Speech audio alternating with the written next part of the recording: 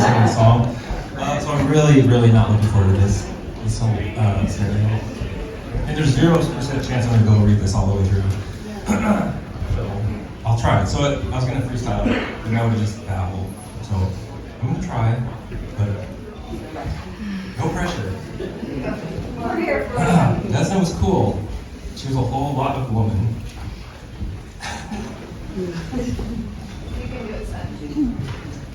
To me, I couldn't do this at home in my own bedroom, let alone here.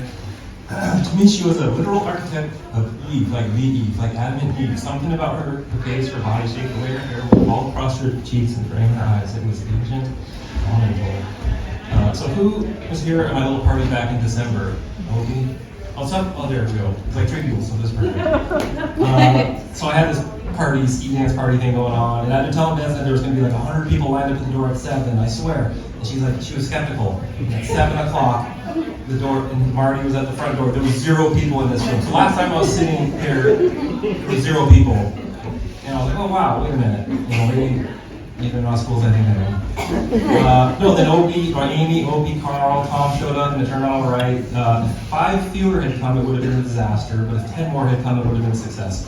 It feels like Vesna's pulling a joke on me right now. TJ, this is how you throw a party. I've always liked doing hard things, running marathons, climbing mountains, commercial fishing in Alaska, or production logging in Alberta. But of all the challenges I faced, self-created or otherwise, this has been by far the hardest thing to do. I got like 2 more pages. It was 6 pages, and I totally down. I had been in a crazy helicopter crash back in 2006, working in Northwest Alberta. To make a long story short, my co-worker died in my arms as we struggled to get to shore. And I just remember yelling to him, swim, damn it, swim. The fallout aftermath of that accident had been the previous hardest thing I'd dealt with. And immediately after that, I realized more than ever that life can be cut short.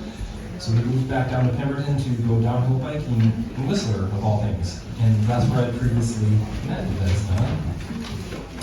We met on the chairlift, not just any chairlift, it was Peak Chair, one of the most iconic lifts in North America. And we were pretty proud about that. We just sat on the chairs, her and her girlfriends, and I was like bebopping around, and all of a sudden we were locked in. And, over the next week, we became inseparable. We moved in together, meaning her car was parked next to mine in the parking lot. I just ran out of money, because we were in the Whistler parking lot, and I was with Abe and Ryan. Do you remember Abe by chance? Yeah. We were living in the parking lot, and I started living off her Canadian unemployment check. And so there's one thing for sure, Vesna did not marry me for my money. Not that much. There was almost no courtship. We just clicked. To say we clicked would be an understatement. It was like we'd known each other forever. We were perfectly vetted buddies from day one.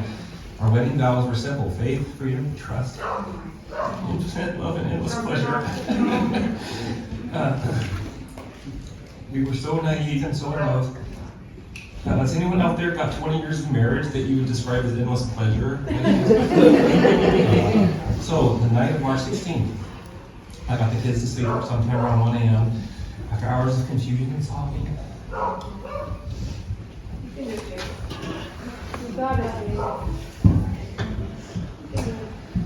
I paced the house all night, already knowing what I'd have to do in the morning.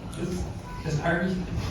On the bed with one last flicker of hope. I think Mommy will be fine. We'll find her in the morning. But I knew that I'd have to be the one to break her heart's for real in the morning. After they woke up, I have to say she was gone. For the last 5 months, I've been treading water with one hand and keeping the other hand that's keeping us both unfairly on the surface. And even now I ask her, I try hard. Swim, damn it, swim. So she was my social proxy. I was her mythological husband, no one ever really existed. I probably don't know 3/4 of you in here. She made me cool just by association. I could sit home and do nothing and you would assume I was awesome too. And I bet you met many of you, yeah.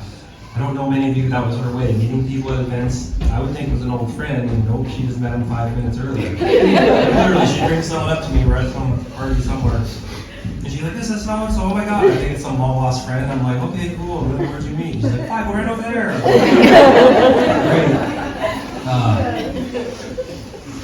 She bought me this necklace actually trying to up my style points. Other than Carhartts and extra tops is a win here around here. She got it for me for a 20th anniversary there last August, and to celebrate we went out and saw this crazy DJ called Crank That. It was like, you know, there's electronic music and then there's levels of it. This is like robots, you know, ATMs having sex with robot machine type music. Like that, like I was like, is this music? But she literally had brought a ping pong paddle with wrote on it, and it said our 20th anniversary or something, because it was like our party. And she was just going up to random people and like shoving it in their face, strangers in a party, and I would be way over here watching, and they just read it, and then she'd like point at me like over there, like hi, just complete strangers, and like she made best friends in elevators. Strangers became soulmates over one shared laugh. When she was gone, the void was unmistakable. The mountain had lost its ice on the mountain weather report. I'm almost there. I remember we had recently talked about getting matching tattoos, which reminded me of one last story. Years ago, I mangled my ring finger when it got hung up on the headache rack of my truck. So I had a big truck thing, and I had a ring on here, and I jumped, it got cooked, and I hooked, and it like sleeved it backward, like no problem, it hurt. When I got like 10 stitches around here, you got these stitch marks. So I joked that marriage scarred me for life.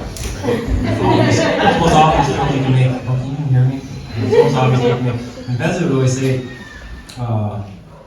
oh, I get ahead of myself here. And now with this scar, I am forever married to Vesna. She always loved to say she was forever young after taking my last name.